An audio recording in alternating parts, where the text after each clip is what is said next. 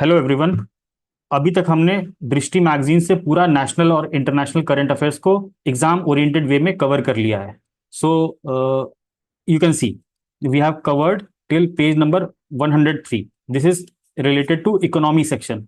Economy में last class में हमने ये डिसाइड किया था will do this union budget from vision IAS का document summary. So today we will be revising our union budget from this particular document. I'll share this document in the telegram channel. You can see the description ना, description में Telegram channel का link दिया हुआ है, आप लोग वहां से ज्वाइन कर सकते हो। So let's start. बजट को सबसे पहले समझना किस किस लेवल पे है, will try to understand that. Budget के सबसे पहले तो बेसिक कॉन्स्टिट्यूशनल प्रोविजंस है ना। सबसे पहले क्या करेंगे, कॉन्स्टिट्यूशनल प्रोविजंस। ठीक, budget process, then comes budget के कंपोनेंट्स है ना, बजट के components. In budget components also we will look at important indicators है ना, जो ट्रेंड एनालिसिस की बात होती है, ट्रेंड के बेसिस पे जो यूपीएससी में क्वेश्चन आते हैं और even in BPSC also you can expect some questions, but that trend has to be based on important fiscal indicators है ना। फिस्कल इंडिकेटर्स इंपॉर्टेंट, जैसे रेवेन्यू डिफिसिट, फिस्कल डेफिसिट है ना, इस तरीके के इंडिकेटर्स को हमको ट्रैक करना है। So not any random fact. Then important schemes, policies है ना, जो पुरानी भी स्कीम है जिनका मेंशन किया हुआ है बजट के डॉक्यूमेंट में या बजट की स्पीच में, हमको वापस से एक बार देखना है। जैसे लास्ट ईयर पीएलआई स्कीम पूछी गई थी ना, पीपल वर लाइक कि कहां से आ गया ये है ना, but that is not the case. It has been a reference point in the budget document, so that's why it came. So we will read this particular budget and understand it according to that also based on an exam oriented manner. Okay, so let's start. What is budget ना, article 112 क्या करता है, budget को explain करता है as an annual financial statement. So budget keyword is not used in the constitution, it is referred to as annual financial statement. ये चीज याद रखेंगे। Budget is not mentioned in the constitution, budget term constitution में mention नहीं है, it is referred to as annual financial statement. Everyone knows है ना, ये सब चीजें लक्ष्मीकांत में हमने पढ़ी होंगी। अब बजट है क्या, it is a statement of estimated receipts and expenditure of the government. तो एक साल में जो भी एस्टिमेटेड रिसिप्ट्स सरकार के पास आएगा और जो सरकार खर्च करेगी, उसका एक स्टेटमेंट होता है कि हम इतना खर्च करेंगे और हमारे पास इतना रिसिप्ट्स आने की उम्मीद है। डिपार्टमेंट ऑफ इकोनॉमिक अफेयर्स, जो मिनिस्ट्री ऑफ फाइनेंस के अंडर है, वो प्रिपेयर करता है ये budget document. So be very clear with this fact. Please mute everyone, mute yourself. Since 2024 है ना, 2024 में क्या था, हमारा लोकसभा का इलेक्शन था, जनरल इलेक्शन, इसीलिए एक इंटरिम बजट भी पेश किया गया था 1 फरवरी को। और ये इंटरिम बजट क्या था, it is a short term financial plan that covers government expenses until the election. तो इलेक्शन होने तक के जो एक्सपेंसेस होते हैं ना शॉर्ट टर्म में, उसका एक बजट डॉक्यूमेंट पेश किया जाता है on in the election year. So this is called as interim budget. ठीक है, कॉन्स्टिट्यूशन में इंटरिम बजट का कोई प्रोविजन नहीं किया गया है, just remember this particular fact also. अब पार्लियामेंट जब इंटरिम बजट पेश किया जाता है तो पार्लियामेंट क्या पास करती है, अ वोट ऑन अकाउंट है ना, vote on account through the interim budget. So this is an important fact. These are some of the basic things related to budget. Now will see कि budget को classify कैसे किया जाता है ना, कि एक तो रेवेन्यू बजट होता है और एक कैपिटल बजट होता है। रेवेन्यू बजट में क्या क्या होता है, टैक्स और नॉन टैक्स रेवेन्यू, रिसिप्ट और एक्सपेंडिचर। तो रेवेन्यू जैसे बजट हो गया हमारा ना, बजट कैटेगराइज इनटू रेवेन्यू और कैपिटल। रेवेन्यू में भी क्या, tax and non tax, expenditure and receipts. ठीक है, सो रेवेन्यू साइड में क्या हो गया, tax and non tax, receipt भी और एक्सपेंडिचर भी ना। सिमिलरली कैपिटल साइड में रिसिप्ट भी और एक्सपेंडिचर भी ना, रिसिप्ट और गवर्नमेंट का expenditure. So this forms the revenue part और कैपिटल पार्ट। किसी को रेवेन्यू पार्ट और कैपिटल पार्ट समझने में दिक्कत है तो जस्ट रिमेंबर कि revenue is a one way transaction है ना।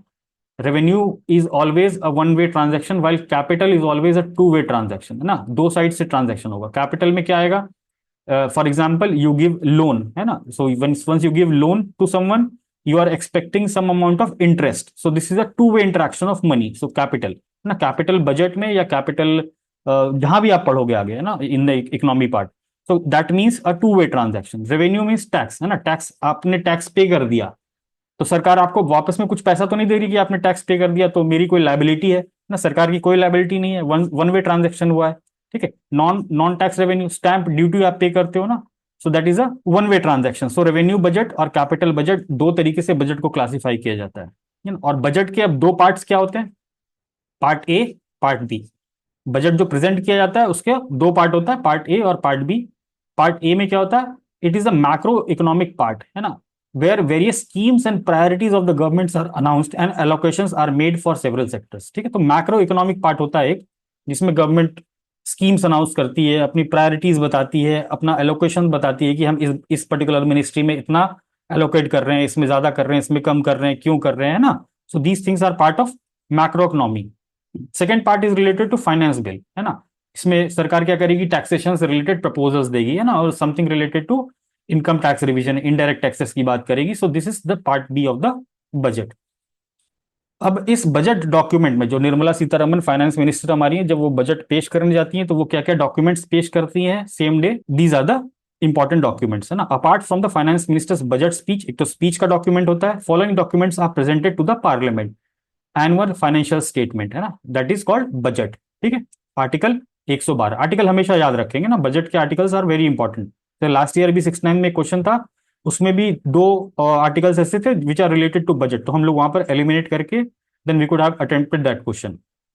देन डिमांड फॉर ग्रांट्स, सरकार क्या करेगी, अपने ग्रांट्स के लिए डिमांड करेगी, किससे, पार्लियामेंट से, है ना। डिमांड फॉर ग्रांट आर्टिकल 112 113, है ना। फिर फाइनेंस बिल पेश करती है सरकार, है ना, फाइनली आर्टिकल 110 के अंदर।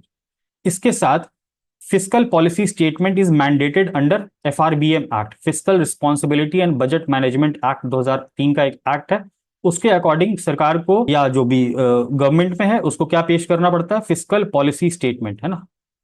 इसमें भी दो डॉक्यूमेंट पेश करने होते हैं, एक मैक्रो इकोनॉमिक फ्रेमवर्क स्टेटमेंट, जिसमें क्या चीजें मेंशन होती है ना, एक्सपेक्टेड जीडीपी ग्रोथ रेट क्या है ना, एक्सपेक्टेड जीडीपी ग्रोथ रेट सरकार भी बताती है पार्लियामेंट में, which is covered under macro economic framework statement, macro economy, है ना।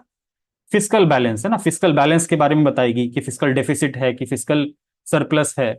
देन एक्सटर्नल सेक्टर में हम कैसा परफॉर्म कर रहे हैं या कैसा परफॉर्म करेंगे, या गवर्नमेंट का क्या टारगेट है, those things are given in this macroeconomic framework statement. Then the second document under FRBM Act is medium term fiscal policy come fiscal policy strategy statement, है ना। medium term मतलब 3 साल का target for the indicators like revenue deficit, fiscal deficit, है ना, outstanding depth, है ना, कितना सरकार का आउटस्टैंडिंग डेप्थ, कर्जा कितना है। तो these indicators are given on a 3-year target framework. So ये हो गई हमारे मेजर बजट डॉक्यूमेंट्स की बात। इसके अलावा जो एक्सप्लेनेटरी डॉक्यूमेंट्स दिए जाते हैं ये हमारे मतलब का नहीं है ना, ठीक है, ये तो सरकार वेबसाइट पे डालती है। These things are not important for us, but these things are important from a exam point of view, है ना, कि बेसिक फंडामेंटल्स हमको पता होनी चाहिए कि बजट होता क्या है, उसमें एफआरबीएम एक्ट के अंदर क्या क्या पॉलिसी डॉक्यूमेंट्स पेश किए जाते हैं, और उनमें भी क्या क्या चीजें इंडिकेट की जाती हैं। And then comes the budget process, है ना, जब सरकार ने बजट पेश कर दिया, फाइनेंस मिनिस्टर ने पेश कर दिया, budget is presented, then comes general discussion, उसके बाद बजट पे चर्चा होती है, कहाँ, दोनों हाउसेज में, है ना। जस्ट रिमेंबर कि चर्चा दोनों हाउसेज में होती है, बजट प्रेजेंट कहाँ होता है, लोकसभा, ओनली लोकसभा, ठीक है। उसके बाद जब डिस्कशन हो गया, उसके बाद ये बजट कहाँ चला जाता है, स्टैंडिंग कमेटी, जो पार्लियामेंट की स्टैंडिंग कमेटी है वो स्क्रूटनाइज करती है इंडिविजुअल मिनिस्ट्री की डिमांड ऑफ ग्रांट, जो डिमांड ऑफ ग्रांट सरकार ने पेश किया मिनिस्ट्री वाइज, कि हाँ एग्रीकल्चर मिनिस्ट्री में इतना चाहिए, डीएसटी स्पेस टेक्नोलॉजी के लिए इतना चाहिए, इन्वायरमेंट के लिए इतना चाहिए, वो सारी स्टैंडिंग कमेटी क्या करेगी, स्क्रूटनाइज करेगी। और ये जो जनरल डिस्कशन में जो भी चीजें हुई हैं, those things also will be incorporated sometimes. उसके बाद क्या होगा, डिटेल डिस्कशन होगा फिर से, and voting on demand for grants in Lok Sabha, ठीक है। डिमांड फॉर ग्रांट्स का यहाँ से स्टैंडिंग कमेटी स्क्रूटनाइज कर लिया, फिर ये वापस से कहाँ चला जाएगा, लोकसभा में, और यहाँ पर क्या होगा, डिटेल डिस्कशन इस पे भी होगा, और इसके बाद इस पे वोटिंग होती है लोकसभा में, है ना। देन फाइनली अप्रोप्रिएशन बिल और फाइनेंस बिल पास हो जाता है, ठीक है। फाइनेंस बिल में बताया मैंने टैक्सेशन से रिलेटेड प्रपोजल्स, और अप्रोप्रिएशन बिल में सरकार फाइनली बोलेगी कि हम कंसोलिडेटेड फंड से पैसा निकाल सकते हैं, for that appropriation bill is passed, okay.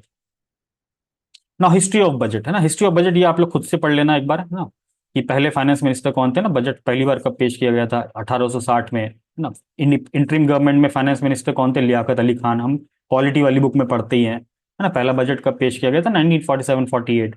Post independence में ना पहला बजट हमारा, या पहले फाइनेंस मिनिस्टर कौन थे, KR शानमुगम शेट्टी, है ना, फर्स्ट बजट 1947, ठीक है। Since then this is explaining, है ना, since then the process of budget has evolved and emerged as a crucial tool for public finance management. तो budget is an instrument of public finance management and reflects the strength of our democratic process in shaping our economy, है ना। Strength of a democratic process because the executive, है ना, जो government है, is responsible to the legislature. हमने ऊपर देखा ना, सब चीज के लिए वो पार्लियामेंट के पास जा रही है, इतना पैसा दे दीजिए, है ना, ये बिल पास कर दीजिए। So it strength of a democratic process in shaping our economy. So economy is also shaped by our parliament as well as the executive, and this shows the strength of our parliamentary democratic process. ना parliamentary democracy हम पढ़ते हैं, executive is responsible to legislature. So just interlink those things also. Okay, so history is covered. Then we come at budget. This is the part A of the budget, है ना। Budget at a glance, तो budget at a glance में क्या है, receipt होगा और expenditure होगा, ठीक है। रेवेन्यू रिसिप्ट मैंने बोला, टैक्स नॉन टैक्स जो रेवेन्यू सरकार के पास आ रहा है उसका ट्रेंड क्या है ना। लास्ट ईयर से देखो 2023-24 का, लास्ट ईयर का, और 24-25 इस साल का जो एस्टिमेट है ना, वो कितना है, इतना। और this is showing a trend. Value हमको इतना याद रखने की जरूरत नहीं है, बस लेटेस्ट वाला आप ये दो याद रख लो तो काफी है। वो भी है ना जस्ट 31-26 ऐसे याद रखना है, पूरा पूरा पूरा डाटा याद नहीं करना है ना। Just remember something like this 31-26, है ना। स्लाइट इंक्रीज ना, रेवेन्यू रिसिप्ट क्या हुआ है, इंक्रीज हुआ है सरकार का, बिकॉज हम देखते हैं जीएसटी कलेक्शन क्या हो रहा है, बढ़ रहा है ना। सरकार का जीएसटी कलेक्शन रिकॉर्ड हाई पे जा रहा है ना, 1.5 लाख करोड़ को पार कर चुका है per month. So this is showing an increase revenue receipt. Capital receipt क्या हो रहा है, डिक्रीज हो रहा है ना, थोड़ा सा डिक्रीज हुआ है, 17 और यहाँ 16, थोड़ा सा डिक्रीज, ठीक है। फिर एक्सपेंडिचर, है ना, खर्चा, रेवेन्यू खर्चा बढ़ रहा है, ठीक है। ऑब्वियसली रेवेन्यू एक्सपेंडिचर हमेशा हमारा बढ़ता है, बस सैलरीज पेंशन ये वो सारी चीजें बढ़ती रहती हैं। तो रेवेन्यू एक्सपेंडिचर हम देख लिया इंक्रीज, है ना, बस यहाँ 35 और 37 याद रख लेना। कैपिटल भी हो गया हमारा, एक्सपेंडिचर क्या हो रहा है, बढ़ रहा है, 9 से 11 हो गया। कैपिटल एक्सपेंडिचर अब क्यों बढ़ रहा है, बिकॉज सरकार कितनी बड़ी बड़ी स्कीम्स लेके आ रही है ना एक्सपेंडिचर की। इंफ्रास्ट्रक्चर, है ना, ये जैसे आप याद करो तो भारतमाला प्रोजेक्ट, है ना, इस तरीके के जो बड़े बड़े प्रोजेक्ट हैं, these things are capital expenditure. ना ट्रेंड्स, है ना, जो मैंने बोला कि हमको ट्रेंड्स देखने हैं, किनके, 3-4 इंडिकेटर्स के देखने हैं, fiscal deficit, revenue deficit, primary deficit, effective revenue deficit, ठीक है। ये 4 टर्म्स हम बेसिक बजट वाला अपना जो इकोनॉमी वाला सेक्शन है वहां भी हम पढ़ते हैं, तो just we'll have a revision of those things. So ये है ट्रेंड, है ना। एक्चुअल्स 2022-23 का डेटा, 2023-24 का डेटा, 2023-24 का रिवाइज्ड एस्टिमेट्स, है ना, और 2024-25 इस बार का डेटा। तो इस बार का एस्टिमेट क्या है, budget estimate 4.9% of fiscal deficit, है ना। रेवेन्यू डेफिसिट का टारगेट क्या है, एस्टिमेट क्या है, 1.8%, ठीक है। सिमिलरली प्राइमरी डेफिसिट 1.4% और ईआरडी इफेक्टिव रेवेन्यू डेफिसिट 0.6%। तो you see this is the trend ना, घट रहा है बढ़ रहा है, आप अपने हिसाब से एक बार वापस से इसको रीडिंग बिटवीन द लाइंस करोगे ना। I am just explaining these things, आप एक बार वापस से इसको देखोगे and then you read between the lines and then connect those things. Fiscal deficit basically क्या होता है, total expenditure minus total receipt, है ना। जो भी सरकार के पास खर्चा है टोटल, उसमें से हम रिसिप्ट जितना भी टोटल है ना, टोटल मतलब रेवेन्यू प्लस कैपिटल। सो जो भी सरकार ने टोटल खर्चा किया और जो भी सरकार के पास पैसे आए उसका डिफरेंस क्या होता है, फिस्कल डेफिसिट। रेवेन्यू डिफिसिट क्या होता है, रेवेन्यू एक्सपेंडिचर, है ना, रेवेन्यू एक्सपेंडिचर। तो रेवेन्यू की बात करें ना, रेवेन्यू में डिफिसिट देख रहे हैं, तो revenue expenditure minus revenue receipt. So this is a simple formula. Primary deficit क्या होता है, total revenue minus total expenditure minus interest payment, है ना। जो भी सरकार ब्याज के लिए पेमेंट करती है ना, अगर सरकार ने कहीं से लोन लिया हुआ है ना, जैसे कहीं से भी लोन लिया है ना, वर्ल्ड बैंक से लोन लिया है, तो सरकार हर साल इंटरेस्ट भी तो पे करेगी, उस चीज को हम हटा दें तो हमारा प्राइमरी डिफिसिट कहलाता है ना। प्राइमरी डिफिसिट एक अच्छा इंडिकेटर है डिफिसिट का। इफेक्टिव रेवेन्यू डिफिसिट, है ना, इफेक्टिव रेवेन्यू डिफिसिट का फॉर्मूला क्या है, revenue deficit minus grant in aid for creation of capital asset, है ना। कैपिटल एसेट बनाने के लिए जो भी आपने ग्रांट इन एड दिया हुआ है ना, लोन नहीं, grant in aid, grant in aid मतलब one time money, grant in aid is a revenue expenditure, है ना, ग्रांट इन एड, है ना। आप ग्रांट दे रहे हो किसी को, आप ले जाओ ना, 5 करोड़ ले लो और ये कुआं खोद दो, है ना, कुआं बनवा लो, कैपिटल एसेट, कुआं इज अ कैपिटल एसेट। तो आपने 5 लाख रुपए दे दिए कि किसी भी राज्य सरकार को कि आपको 5 लाख रुपए में कुआं खोदना है। तो अगर हमको इफेक्टिव रेवेन्यू डिफिसिट सरकार का देखना है तो हम जो रेवेन्यू डिफिसिट एक्चुअली आया है उसमें से माइनस कर देंगे इस ग्रांट इन एड को, ताकि हमको एक्चुअल सिचुएशन पता चल सके, है ना। That's it. So these things are basic trends, यहाँ से आप लोग देख लोगे, है ना, किस ईयर में कितना था लगभग, है ना, you will get an idea of the trend. Now comes the budget, है ना। तो बजट में 4 मेजर कास्ट की बात की है ना, फोकस ऑन 4 मेजर कास्ट। तो 4 मेजर कास्ट क्या है, फार्मर, महिला, पुअर गरीब, है ना, और युवा youth. So these are 4 major cast. Budget के थीम्स हैं 4, एम्प्लॉयमेंट, एमएसएमई, स्किलिंग और मिडिल क्लास। यहां से आप बजट से ये भी आपको एक ऑब्जर्व करना होगा कि जो गवर्नमेंट का पॉलिसी डायरेक्शन है वो किस तरफ जा रहा है ना, वो किस तरफ जा रहा है, फार्मर की तरफ, वुमेन की तरफ, पुअर की तरफ, है ना, और यूथ की तरफ। These are the major focus of government. Similarly किस सेक्टर्स में वो काम करना चाह रही है, थीम क्या है उसका, है ना, एम्प्लॉयमेंट के लिए काम करना। हम एम्प्लॉयमेंट की समस्या देख रहे हैं, एम्प्लॉयमेंट रेट क्या है, सो गवर्नमेंट एम्प्लॉयमेंट के लिए स्कीम्स लेके आ रही है। एमएसएमई है ना, MSME is a very potential sector for India, है ना। और ये लास्ट के 3-4 सालों में जब से जीएसटी पास हुआ, उस this is also facing uncertainty. So MSME को सरकार हमेशा प्रमोट करना चाहती है ताकि यहां से एम्प्लॉयमेंट जनरेट हो, यहां से एक्सपोर्ट पोटेंशियल डेवलप हो। सिमिलरली स्किलिंग है ना, टेक्नोलॉजी इतनी तेजी से बदल रही है, स्किल इज रिक्वायर्ड ना। हम हमेशा पढ़ते हैं कि लोग को एम्प्लॉयमेंट क्यों नहीं मिल रही है, बिकॉज इट्स नॉट बिकॉज कि वो लोग लिटरेट है ना, उन्होंने ग्रेजुएशन कर रखा है, पीएचडी वाले आप देखते हो लाइन में लगे रहते हैं। What they lack is skilling. So modern technological developments के हिसाब से जो स्किलिंग रिक्वायर्ड है वो भी सरकार का एक टारगेट है। मिडिल क्लास ऑब्वियसली, ठीक है। अब इस पर्टिकुलर बजट में 9 बजट की प्रायोरिटीज बताई गई है इन द परस्यूट ऑफ विकसित भारत 2047 तक। ये सरकार का नारा है ना, ये जो मोदी गवर्नमेंट है इसका नारा ऐसा है कि 2047 तक हम विकसित भारत बना देंगे। उसकी 9 बजट प्रायोरिटीज इस पर्टिकुलर बजट में दी गई है। वो कौन कौन सी है? Productivity and resilient agriculture. तो जो एग्रीकल्चर है उसमें क्या करना है, रेजिलियंस बनाना है ना, क्लाइमेट चेंज हो गया ना, क्लाइमेट रेजिलियंट एग्रीकल्चर की हम बात करते हैं। प्रोडक्टिविटी बढ़ाना है, क्यों? क्योंकि फूड सिक्योरिटी, हम वर्ल्ड के सबसे लार्जेस्ट पॉपुलस कंट्री है ना, 1.4 बिलियन, ठीक है। सो agriculture is always a priority. Second is employment and skilling, अभी हमने डिस्कस कर ही लिया है ना, ये भी गवर्नमेंट की प्रायोरिटी है। Inclusive human resource development and social justice, सामाजिक न्याय, this is important. Manufacturing and services पे फोकस करना है, अर्बन डेवलपमेंट पे फोकस करना है। एनर्जी सिक्योरिटी क्यों? We all are seeing that our country is making targets, है ना, हमने टारगेट्स देखे थे, Panchamrit target for achieving climate neutrality, है ना, 2070 तक की हम बात कर रहे हैं। तो एनर्जी का ट्रांजिशन हो रहा है, तो एनर्जी की सिक्योरिटी भी चाहिए। मिडिल ईस्ट में आप वॉर देख रहे हो ना, इसराइल ईरान का वॉर, पेट्रोल का प्राइस, है ना, everything is increasing. So energy security, we are shifting towards renewable, है ना, आप देखो सोलर, विंड, है ना, energy security. Infrastructure, obviously infrastructure की बहुत जरूरत है देश को, तो इंफ्रास्ट्रक्चर पे focus. Innovation, research and development, आप देख लो, है ना, कितनी जरूरत है इसकी।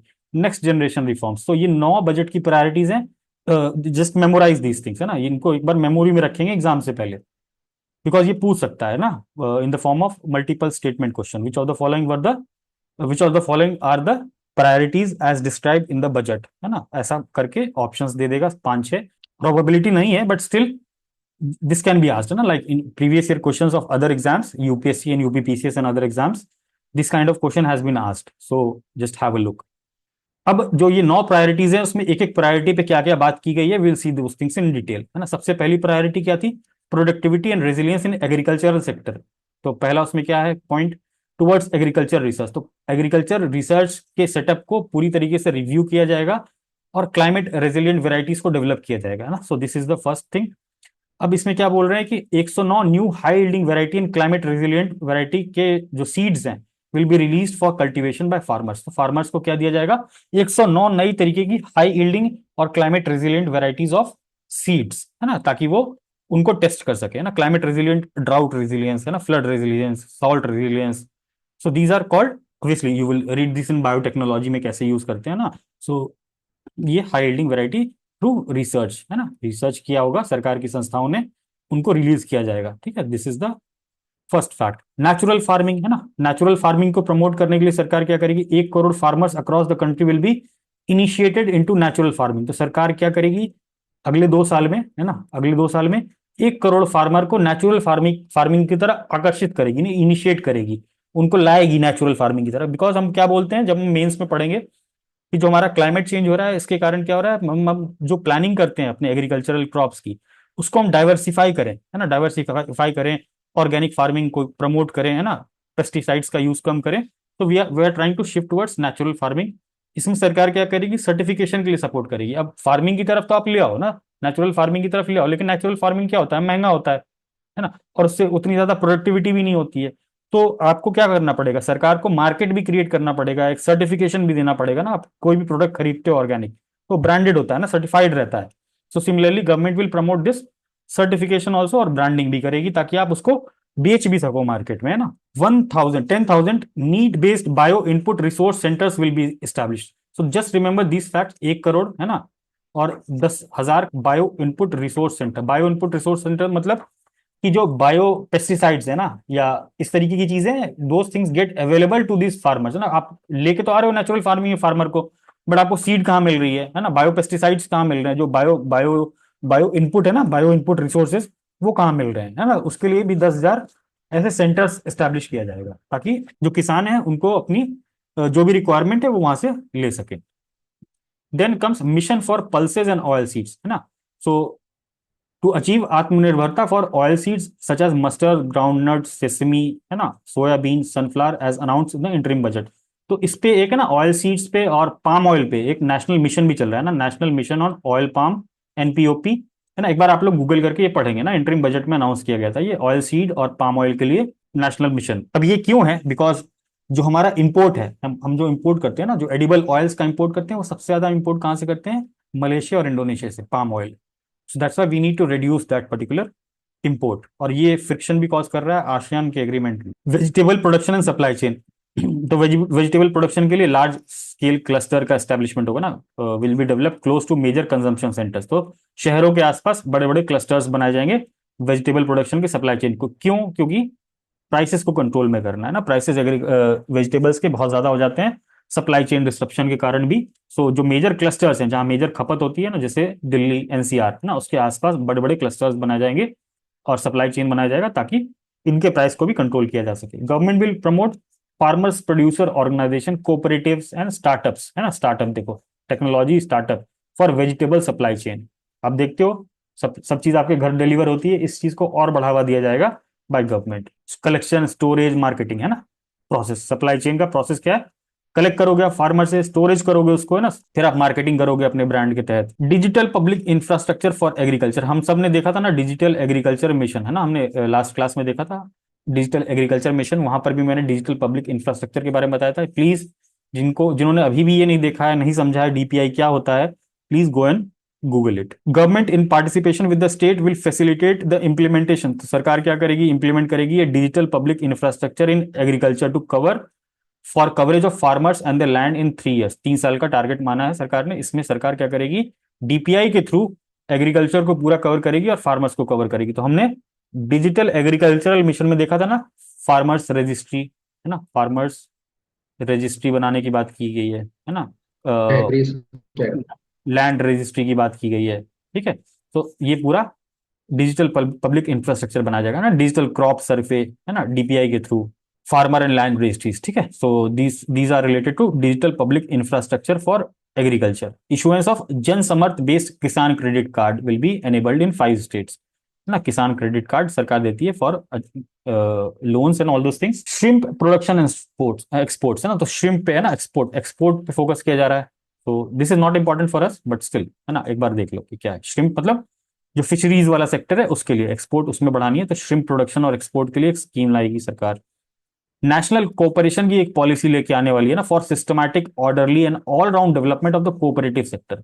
मिनिस्ट्री ऑफ कोऑपरेशन भी बना था, हमको पता है, अभी कुछ सालों पहले मिनिस्ट्री ऑफ कोऑपरेशन बनाया गया था।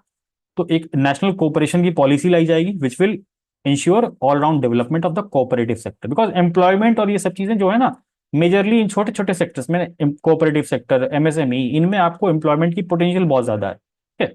तो that's why a new policy will be announced by government. Now comes priority 2। Priority 2 employment और स्किलिंग। इसके तहत एक prime ministers package initiative launch किया गया था, ठीक है। इस पैकेज में क्या है? 5 स्कीम्स है ना, 5 कंपोनेंट है इसके। पहला, एम्प्लॉयमेंट लिंक्ड इंसेंटिव। तो एम्प्लॉयमेंट लिंक्ड इंसेंटिव देगी सरकार, और इसके अंडर 3 तरीके की स्कीम्स है ना। पहली स्कीम क्या है? फर्स्ट टाइमर्स के लिए है।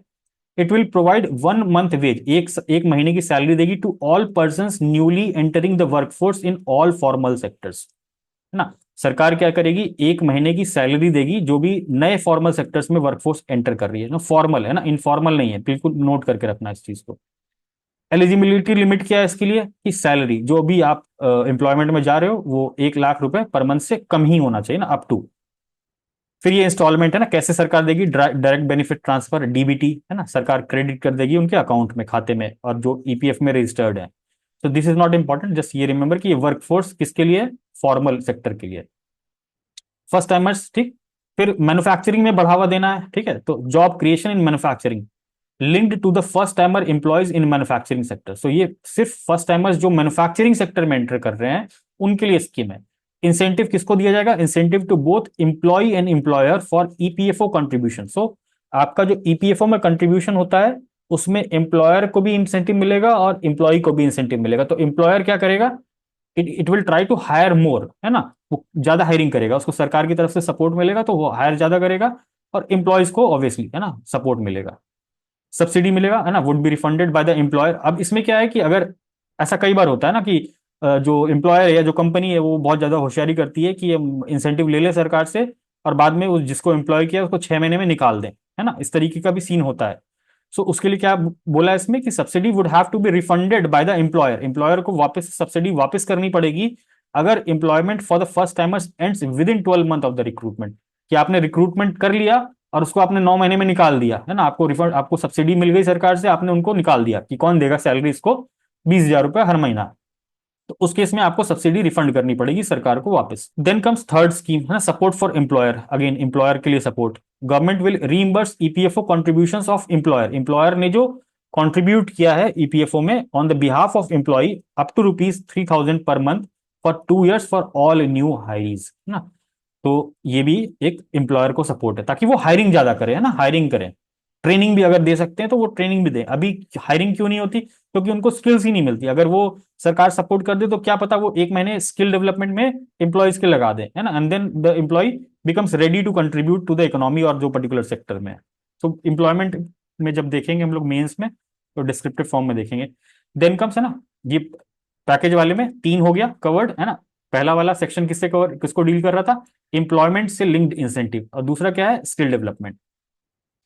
अब स्किल डेवलपमेंट के लिए स्कीम क्या है, एक newly centrally sponsored scheme for skilling in collaboration with state government and industry, aims at skilling 20 lakh youth over a period of 5 years period. और ये स्कीम लॉन्च भी हो गई है ना, प्राइम मिनिस्टर इंटर्नशिप स्कीम करके एक स्कीम लॉन्च हुई है, ये आप देख लेना, है ना, शायद ये वाला है prime minister internship scheme. So again both are internship related schemes, skill development related schemes. So these are 5 schemes under prime minister package, है ना। Then comes model skill loan, बाकी ये सब छोटी मोटी चीजें है ना, कि जो मॉडल स्किल लोन स्कीम लाई जाएगी, है ना, जिसमें revise to facilitate loans up to 7.5 lakh with guaranteed form of government promoted fund. So ये चीज हमारे प्रीलिम्स के लिए इंपॉर्टेंट नहीं है, बस इतना देखना है कि स्किल के लिए एक सरकार लोन लाएगी, है ना, मॉडल स्किल लोन। अभी तो हम एजुकेशन के लिए लोन लेते थे, अब हम स्किल के लिए लोन लेंगे, है ना, कि मेरे को सर ये कोई पर्टिकुलर कोर्स करना है, लेट्स से आर्टिफिशियल इंटेलिजेंस का कोई कोर्स करना है, मशीन लर्निंग का कोई कोर्स करना है, इतने सारे कोर्सेज होते हैं आजकल ना। तो अगर कोई कोर्स इस तरीके करना है स्किल से रिलेटेड तो उसके लिए स्किल लोन स्कीम, ठीक है, जस्ट इतना समझ लो अभी के लिए, अपने प्रीलिम्स के लिए नहीं इंपॉर्टेंट है। फिर एजुकेशन लोन की कुछ कुछ बात की है ना, these are not important for us. तीसरी प्रायोरिटी पे आ जाते हैं, है ना। तीसरी प्रायोरिटी क्या है, inclusive human resource development and social justice. अब हमने इसमें देखा था ना सैचुरेशन अप्रोच, संपूर्णता अभियान, है ना, जैसे अभी हमने करंट अफेयर्स में पढ़ाया था, संपूर्णता अभियान है नीति आयोग का, जिसमें वो क्या करेंगे, all round all pervasive and all inclusive development of people particularly farmers youth women and poor. So इसमें सैचुरेशन अप्रोच में क्या करना है कि जो भी सरकार की स्कीम्स हैं, है ना, जितनी भी सुविधाएं हैं सरकार की, उसको ऑल परवेसिव मतलब कोने कोने तक ले जाना है ना, ताकि लोगों का इंक्लूसिव डेवलपमेंट हो सके, फार्मर्स यूथ वुमेन पुअर, है ना, सारी जो भी स्कीम्स हैं सरकार की इंपॉर्टेंट, चाहे एजुकेशन से रिलेटेड, चाहे फूड सिक्योरिटी से रिलेटेड, चाहे हेल्थ से रिलेटेड, सब चीज का सैचुरेशन कर देना है लोगों के बीच, है ना, covering all eligible people through various programs including those for education health care will be adopted to empower them improving their capabilities, है ना, ह्यूमन रिसोर्स कैपेबिलिटीज, है ना। So this is the saturation approach. और saturation approach में हमने एक देखा था नीति आयोग का संपूर्णता अभियान, जो सरकार की 2 स्कीम्स हैं, है ना, उसमें सैचुरेशन लाने के लिए। Then this is very important, Purvodaya scheme, very important, ठीक है। पूर्वोदय स्कीम का प्लान क्या है, plans for endowment rich states in the eastern part covering Bihar, Jharkhand, West Bengal, Orissa and Andhra Pradesh for generation of economic opportunities to attain Viksit Bharat. कुल मिला के यहाँ पर एक स्कीम है इसके लिए, जो एंडोवमेंट रिच स्टेट्स हैं ईस्टर्न पार्ट ऑफ इंडिया के, ये स्टेट्स का नाम बिल्कुल याद रखना, बिहार, झारखंड, वेस्ट बंगाल, उड़ीसा, आंध्र प्रदेश। यहाँ पर सरकार पॉलिसी लाएगी इकोनॉमिक अपॉर्चुनिटीज को बढ़ाने के लिए, है ना। इसी के तहत एक और अनाउंसमेंट था, अमृतसर कोलकाता इंडस्ट्रियल कॉरिडोर, है ना, अमृतसर से कोलकाता इंडस्ट्रियल कॉरिडोर, और इसमें बिहार में कहां पर, गया में एक नोड बनाया जाएगा, गया में एक industrial node. So this is an important prelims question कि जो अमृतसर कोलकाता इंडस्ट्रियल कॉरिडोर के तहत जो इंडस्ट्रियल नोड बिहार में बनेगा वो कहां पर बनेगा, इन गया। सो जस्ट रिमेंबर दिस। और ये पूर्वोदय स्कीम के अंडर या पूर्वोदय मिशन के अंडर कौन कौन से राज्य हैं, just note down these things also या रिमेंबर दीज थिंग्स ऑल्सो। फिर आंध्र प्रदेश के रीऑर्गेनाइजेशन एक्ट है ना, जो पहले पास हो चुका है 2014 में, उससे रिलेटेड, क्योंकि Andhra Pradesh like they are the ally of the NDA government, so उनके लिए स्कीम्स, पैसे, है ना, सो ये हमारे लिए इंपॉर्टेंट नहीं है, ठीक है। बस यहाँ पर एक चीज है, पोलावरम, किसी को पता है पोलावरम जो प्रोजेक्ट है वो किस रिवर पे है, just let me know in the comment box में please tell me. Polavaram irrigation project किस स्टेट में है और कौन सी नदी के ऊपर है। Then comes PM Awas Yojana. अब ये जो स्कीम्स है ना, ये सारी पुरानी स्कीम्स है, इनको भी हम एक बार गूगल कर लेंगे, है ना, if you don't know just Google the schemes, है ना। 3 करोड़ एडिशनल हाउसेस, है ना, in rural and urban areas, ये एडिशनल हाउसेस कंस्ट्रक्शन का वादा किया है सरकार ने। वुमेन लेड डेवलपमेंट, ठीक है, वुमेन लेड डेवलपमेंट की बात की है, क्योंकि ऊपर देखो क्या बात कर रहे हैं ना, सोशल जस्टिस, सोशल जस्टिस में कौन आ गया, वुमेन आ गई, ठीक है, गरीब आ गया, आवास, ठीक है, प्रधानमंत्री जनजाति, है ना, ये ट्राइबल्स अपने, तो सोशल जस्टिस, जनजातीय उन्नत ग्राम अभियान, है ना, बिल्कुल याद रखना, बहुत इंपॉर्टेंट है ना, improving the socio economic condition of tribal communities covering 63,000 villages benefiting 5 crore tribal population, ठीक है। एक बार स्कीम को गूगल भी कर लेंगे। Bank branches in north east, north east का भी डेवलपमेंट करना, इंक्लूसिव की बात कर रहे हैं तो नॉर्थ ईस्ट में क्या करेगा, बैंकिंग सुविधाओं को बढ़ाने के लिए 100 ब्रांचेस खोले जाएंगे। ये हमारे लिए इंपॉर्टेंट नहीं है, जस्ट रिमेंबर, अगर आपको इंडिया पोस्ट पेमेंट बैंक का बैकग्राउंड नहीं पता है तो जस्ट गो एंड लुक, है ना। प्रीलिम्स के लिए इंपॉर्टेंट नहीं है, बस क्यूरियोसिटी पर्पज से, स्कीम के लिहाज से ये इंपॉर्टेंट है। So this priority is done. Manufacturing will start, okay, let's cover the manufacturing part also. Manufacturing और सर्विसेज के लिए कुछ खास इसमें ज्यादा ध्यान देने लायक बात नहीं है, बट ये ध्यान रखना कि support for promotion of MSME, तो एमएसएमई के लिए काफी सारी बात की गई है, और ये हमारे लिए इंपॉर्टेंट कब हो जाएगा, मेंस के समय, है ना, कि मेंस के समय जब स्कीम्स लिखनी होगी या स्कीम्स बतानी होगी एमएसएमई से related, will use this document. अभी बस इतना समझ लेते हैं कि कुछ क्रेडिट गारंटी स्कीम लाएगी सरकार, है ना, for MSMEs in the manufacturing sector. तो मैन्युफैक्चरिंग भी देखो प्रमोट कर रही है सरकार और एमएसएमई को भी प्रमोट कर रही है, तो उसके लिए क्रेडिट गारंटी स्कीम लाएगी, है ना, ताकि जो एमएसएमईज है वो टेक्नोलॉजी अडॉप्ट कर सकें, परचेज ऑफ मशीनरी, इक्विपमेंट्स, है ना, विदाउट कोलैटरल और थर्ड पार्टी गारंटी। तो मेन दिक्कत क्या आती है ना, जो एमएसएमईज होते हैं specially in the manufacturing sector, machinery लानी है ना, उनको नई नई तरीके के इक्विपमेंट्स लाने, तो उसके लिए पैसा चाहिए होता है। तो कोलैटरल फ्री, है ना, कोलैटरल मतलब आप कुछ गिरवी रखते हो ना, बिना गिरवी रखे या बिना थर्ड पार्टी गारंटी के आपको लोन ही नहीं मिलता, तो सरकार उनको भी क्रेडिट देने के लिए ये पर्टिकुलर स्कीम लाएगी। बहुत अच्छी बात है ये, है ना।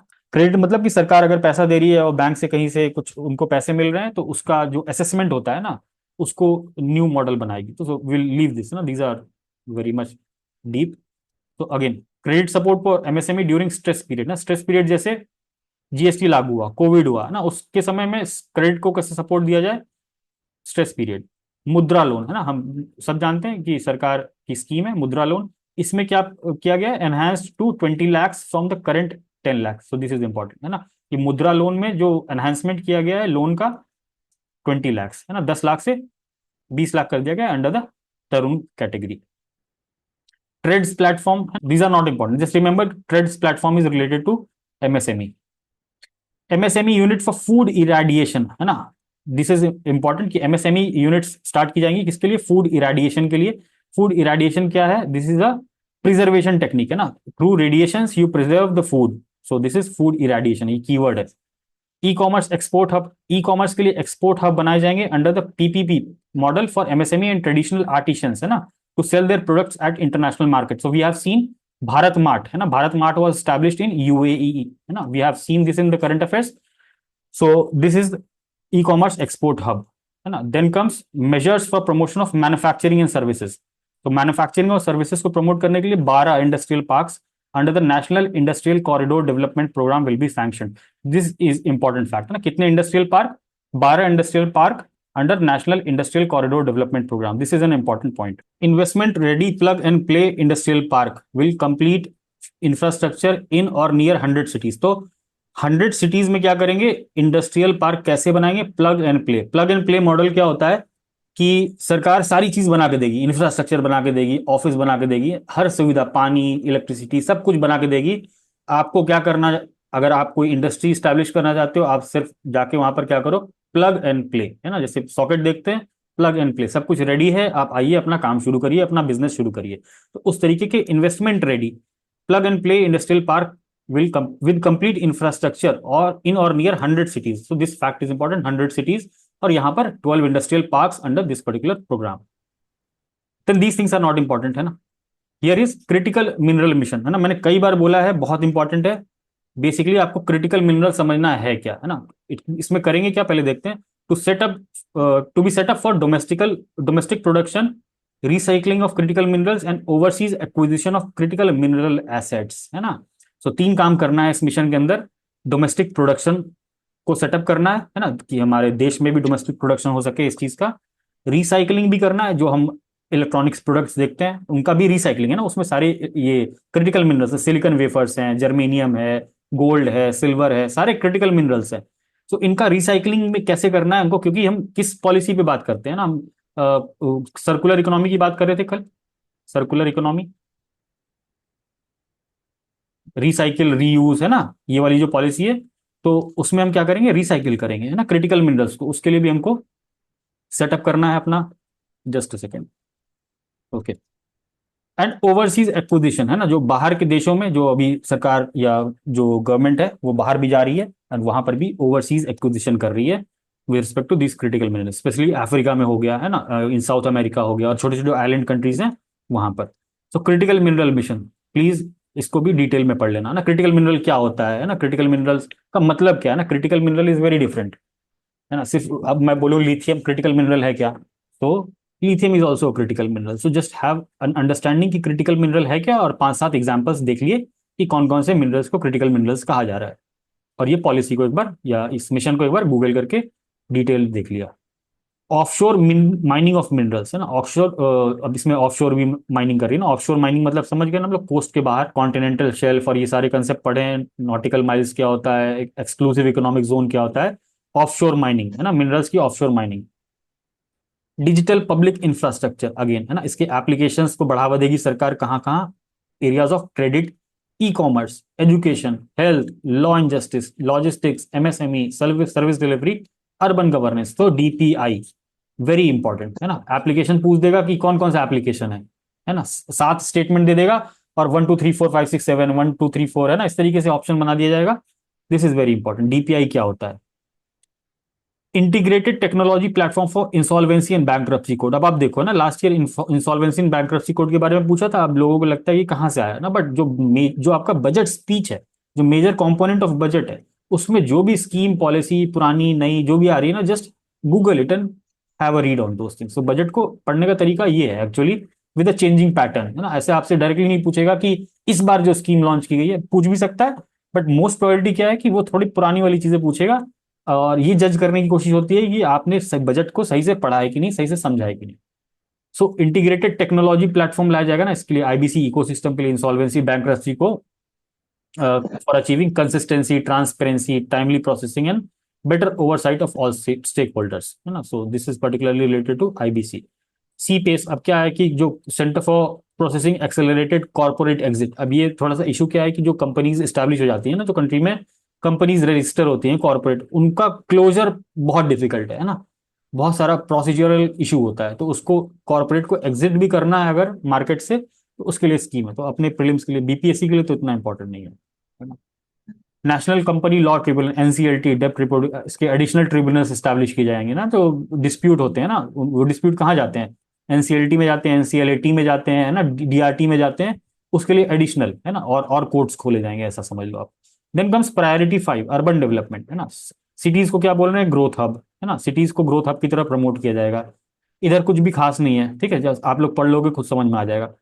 मैंने बोला आवास योजना, है ना, अर्बन हाउसिंग के लिए क्या कर रहे हैं, प्रधानमंत्री आवास योजना 2.0, है ना, 2.0 में क्या कर रहे हैं, 1 करोड़ अर्बन पुअर को और मिडिल क्लास फैमिलीज के लिए आवास की घोषणा की गई है। So this is related to urban 2.0।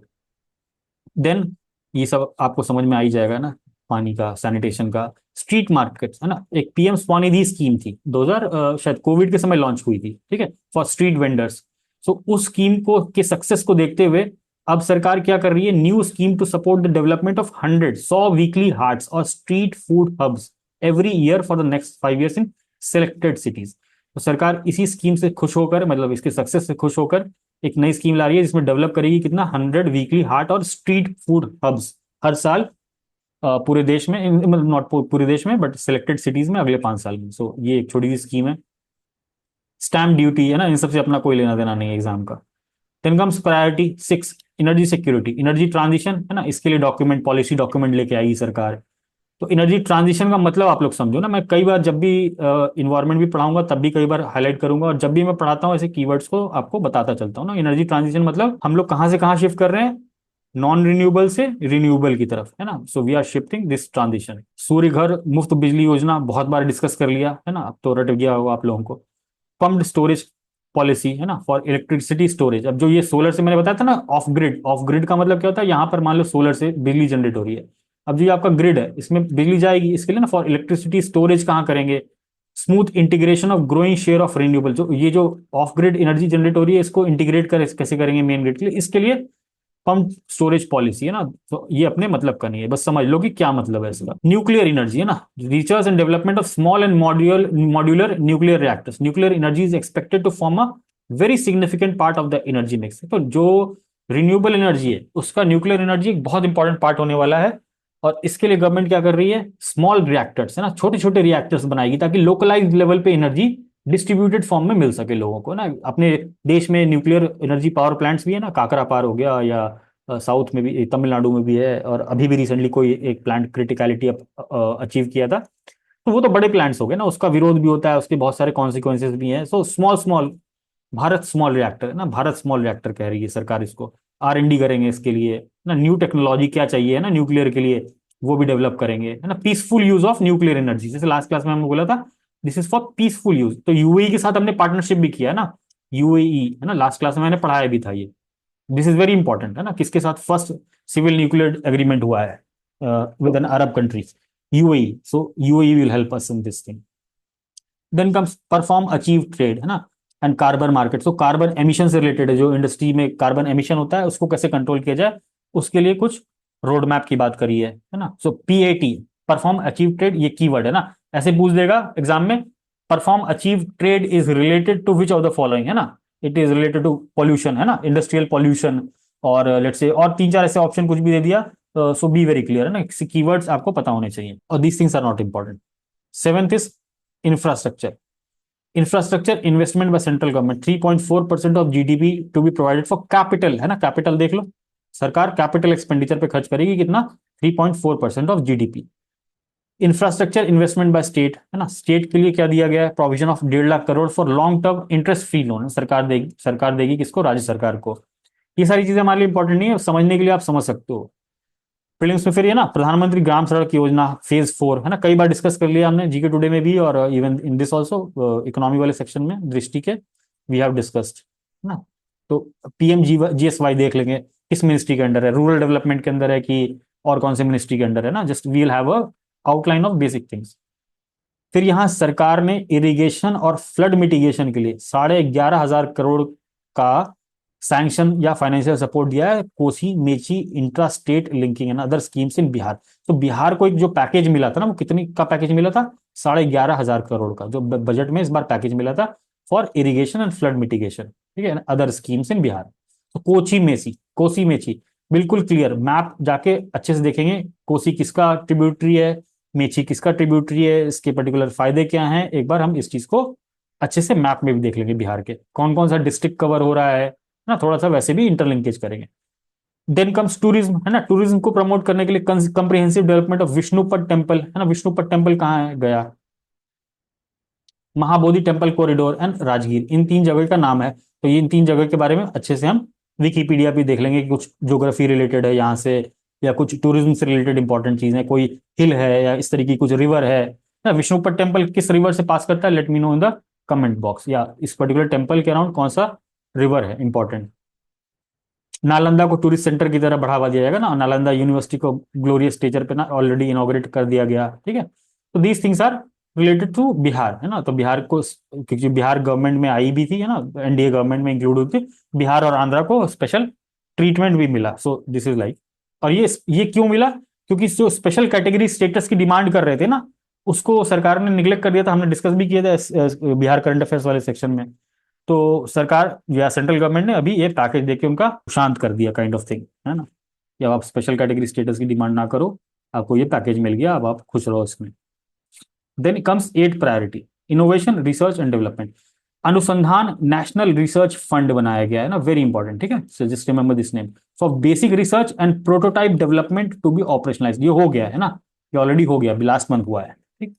Private sector driven research है ना, तो अभी जो रिसर्च और इनोवेशन वाला पार्ट है ना, उसमें मैक्सिमम जो फंडिंग होती है वो, या मैक्सिमम जो कंट्रीब्यूट कर रही है वो सरकार कर रही है ना। आप देख लो रिसर्च लैब्स क्या, डीआरडीओ, इसरो, सीएसआईआर, है ना, इस तरीके के जो रिसर्च इंस्टीट्यूशन है गवर्नमेंट के, वो मोस्टली रिसर्च एंड डेवलपमेंट का काम कर रहे हैं। But private sector driven research भी करना है ना, उसके लिए सरकार क्या करेगी? सपोर्ट करेगी इनको, financing pool of 1 lakh crore, 1 lakh crore for spurring private sector driven research and innovation at commercial scale.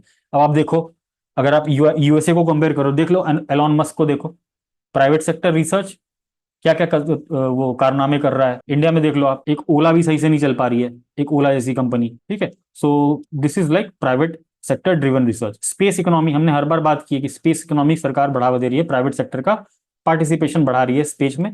इसके लिए भी 1,000 करोड़ है ना। दिस रिमेंबर दिस फैक्ट कि स्पेस इकोनॉमी को बढ़ावा देने के लिए एक वेंचर कैपिटल, वेंचर मतलब कोई नई कंपनी स्टार्ट कर रहा है, उसको एक कैपिटल चाहिए, वेंचर कैपिटल, है ना। 1,000 करोड़ का फंड बनाई जाएगा for expanding the space economy bye 5 times in the next 10 year. तो लास्ट अगले 10 साल का टारगेट है कि 5 गुना बढ़ा दिया जाएगा स्पेस की इकोनॉमी को। Then comes last priority, next generation reforms. इसमें इकोनॉमिक पॉलिसी फ्रेमवर्क बनाया जाएगा ना, इकोनॉमिक डेवलपमेंट के लिए, एम्प्लॉयमेंट अपॉर्चुनिटी के लिए, सस्टेनेबल हाई ग्रोथ के लिए ना, ग्रोथ भी हमको चाहिए, जीडीपी का ग्रोथ भी चाहिए हाई। तो for this policy reform framework will be made. Land related reforms, land हमने देखा है ना, लैंड के बारे में भी कई बार डिस्कस कर लिया। अभी भी बिहार में लैंड सर्वे चल रहा है ना, लैंड रिलेटेड और स्कीम, स्वामित्व स्कीम, लास्ट ईयर देखा था हमने, स्वामित्व स्कीम पूछा था, है ना। लैंड रिलेटेड रिफॉर्म्स पे बहुत ज्यादा फोकस है गवर्नमेंट का, ताकि हम उसकी प्लानिंग अच्छे से कर सकें। देन कम्स रूरल लैंड, है ना, अगेन लैंड। तो ये देखो, लैंड रजिस्ट्री, फार्मर्स रजिस्ट्री हमने बात की थी ना डिजिटल एग्रीकल्चरल मिशन में। तो सी इंटरलिंक दोज थिंग्स। फिर लेबर रिलेटेड रिफॉर्म्स, है ना, ई श्रम पोर्टल की बात कर रहा है ना, open architecture database, mechanism to connect job aspirant will, ये सब आपको समझ में आ जाएगा खुद से ना, मैंने हाईलाइट कर दिया, इसमें कुछ भी ऐसा नहीं है जो आपको खुद से ना समझ में आ जाए। Then came capital and entrepreneurship related reforms, है ना, कैपिटल और एंटरप्रेन्योरशिप से रिलेटेड रिफॉर्म क्या है? ये भी है ना समथिंग फाइनेंशियल रिलेटेड है, कि उनको विजन स्ट्रैटेजी बनाएंगे। Taxonomy for climate financing, climate में अडेप्टेशन के लिए, मिटिगेशन के लिए, क्लाइमेट फाइनेंस की या ग्रीन ट्रांजिशन की क्या स्ट्रैटेजी होनी चाहिए ना, उसके लिए टैक्सोनॉमी लेके आएगी सरकार। ये सब अपने मतलब का नहीं है इतना, है ना। एनपीएस वात्सल्य स्कीम, इसको भी मैंने टेलीग्राम पे पोस्ट किया था पूरी स्कीम, और दिस स्कीम इज इंपॉर्टेंट, है ना, ये इसको एक्सप्लेन भी किया था मैंने लास्ट क्लास में। Then ease of doing business के लिए क्या है? जन विश्वास बिल लेके आएगी सरकार, है ना, 2.0। पहला वाला कब लाया था एक बार गूगल करके चेक कर लेना। This is for ease of doing business. Business reform action plan, last class में हमने बोला था कौन रिलीज करता है? मिनिस्ट्री ऑफ कॉमर्स, ठीक है। For ensuring the competitiveness among the states, है ना, बीआरएपी कौन? Related to ministry of commerce. Jan Vishwas bill, ease of doing business, ठीक है। डिजिटल इंडिया मिशन, है ना। Then again new pension scheme, सरकार बोली कि हम सॉल्यूशन लेके आएंगे जो पुरानी पेंशन स्कीम में है उसको टैकल करने के लिए। उसके लिए unified pension scheme, last class में हमने देखा था, सरकार ने लॉन्च भी कर दिया, ठीक है। So this is all over, है ना, बजट वाला पार्ट ओवर हो गया। अब ये पार्ट बी में क्या है? टैक्सेशन से रिलेटेड चीजें ना, ये हमारे लिए इंपॉर्टेंट नहीं है ना, इनडायरेक्ट टैक्स में क्या हुआ, है ना, सरकार क्या करी, this is not important for us. हमको macro economic point of view से बजट को देखना होता है। और यहाँ पर अगर हमको देखना ही है तो हम यहाँ पर देख लेंगे कि ये जीएसटी से रिलेटेड बात है ना, जीएसटी सिंप्लीफिकेशन भी किया है सरकार ने, और एक्सपेंशन भी किया है। तो डिक्रीज किस किस पे कर दिया है जीएसटी? ये सारे है ना, critical minerals, gold, silver, platinum, mobile phone, chargers, है ना। और जो एग्जाम कर दिया जीएसटी के बाहर कर दिया है, वो कैंसर के मेडिसिन हैं, क्रिटिकल मिनरल्स हैं। देख लो क्रिटिकल मिनरल्स कितनी बार आ रहा है, कितनी बार आ रहा है। तो जस्ट हैव क्यूरियोसिटी की ऐसी चीजें बार बार आए, बार बार आए, मतलब ये इंपॉर्टेंट है ना, सरकार का इन पे फोकस है।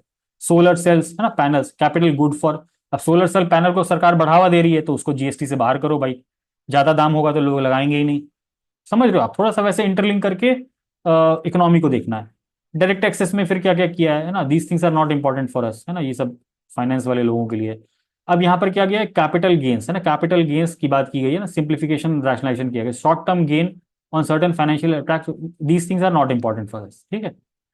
Vivad se Vishwas scheme income tax dispute को रिजॉल्व करने से रिलेटेड है ना, एक लाइन वन लाइनर क्वेश्चन है, ये स्कीम किसके लिए है।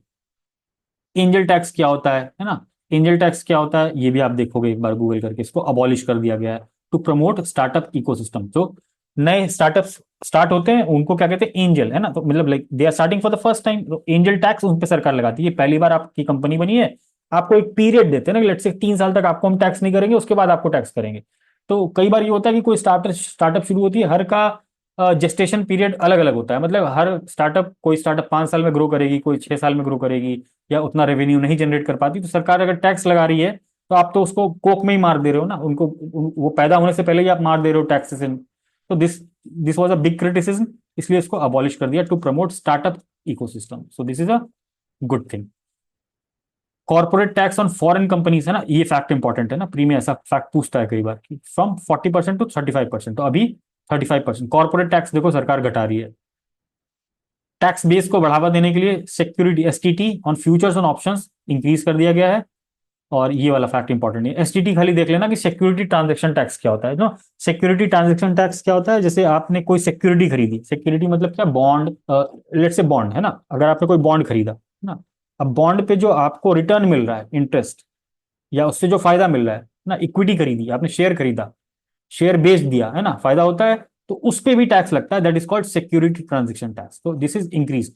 इस पे फ्यूचर्स और ऑप्शंस, है ना, फ्यूचर्स और ऑप्शन क्या, जो फ्यूचर में ट्रेडिंग करते हैं, these things are, I not यहाँ पर एक्सप्लेन नहीं कर सकता इतने शॉर्ट फॉर्म में, बट फ्यूचर्स और ऑप्शंस में जो सिक्योरिटी ट्रांजेक्शन टैक्स है उसको इंक्रीज कर दिया सरकार ने, ठीक है। अब यहाँ पर कुछ भी इंपॉर्टेंट नहीं है, ठीक है, वी कैन लीव दिस। अब यहाँ पर एक बेसिक सा चार्ट दिया हुआ है, rupee comes from, rupee goes from, पूरे बजट में पैसा कहाँ से आता है, सबसे ज्यादा आप देख लो बोरोइंग एंड अदर लायबिलिटी, सबसे ज्यादा हम लेते कहाँ से, बोरोइंग, है ना, देन कम्स 18-19% इनकम टैक्स से आता है, फिर जीएसटी से आता है, आप देख लो ना कि जीएसटी से 18%, जो हमारा रेवेन्यू है वो 18% जीएसटी से आता है। कॉर्पोरेशन टैक्स, कॉर्पोरेट टैक्स, जो बड़ी बड़ी जो कॉर्पोरेट्स हैं वहां से जो टैक्स आता है 17% तो just have a look on on this chart ना, जो हम एक्सपेंड करते हैं गोस टू, मतलब जहां हम एक्सपेंस करते हैं, सबसे ज्यादा एक्सपेंस कहाँ कर रहे हैं आप देखो, state share of taxes and duties, है ना, स्टेट को जो शेयर दिया जाता है 14 finance commission, sorry finance commission के प्रोविजंस के अंडर, सो स्टेट्स का share. Then comes interest payment, जो सरकार कर्ज लेती है, आप देख लो कि सरकार का कर्ज भी कितना है, कि 19% जो सरकार का खर्च है वो इंटरेस्ट पेमेंट में ही चला जा रहा है, फिर 8% सेंट्रली स्पॉन्सर्ड स्कीम, है ना, सो फाइनेंस कमीशन से रिलेटेड ना, आप एक बार इसको देखोगे आपको समझ में आने लग जाएगा। So this is all. So यहाँ पर बेसिकली ग्लॉसरी डेफिनेशंस दिए हुए हैं, कुछ कुछ मैंने इंपॉर्टेंट वाले हाईलाइट कर दिए हैं, you just go through these, Google पे भी देख सकते हो, जहां इच्छा हो वहां से देख लेना। Important articles related to budget, सारे इंपॉर्टेंट आर्टिकल्स हैं, इसको भी एक बार देख लेना है। So budget is over comprehensively ना, पूरे बजट को हमने कंप्रिहेंसिवली कवर कर दिया है, and this is all, and will have a separate session for the economic survey, है ना, इकोनॉमिक सर्वे को भी हम सेपरेटली देख लेंगे, so that will come a little letter. कल से हम लोग वापस से अपना दृष्टि मैगजीन को स्टार्ट कर देंगे ना, बजट वाले पार्ट को हमने कवर कर लिया आज। And this is an announcement कि I have launched this particularly 70th BPSC prelims full length test, full length test 10 तारीख से लाइव है, 10 November after your Chhath, and this will be live test, सारे टेस्ट लाइव होंगे, है ना, you will be sitting live for 2 hours in a very sincere manner OMR के साथ, and you will be giving this live test 4-5 full length simulated test. इसका detail test discussion होगा ना, we will have a detailed test discussion on these test, elimination techniques को मैं आपको explain करूंगा, और curated most expected current affairs की एक लिस्टिंग मैंने बनाई है, and that will be shared with you under this program और under this particular test series. So this is the price. You can contact me at this particular ID, or you can search Telegram for details. And this was all. Thank you, everyone.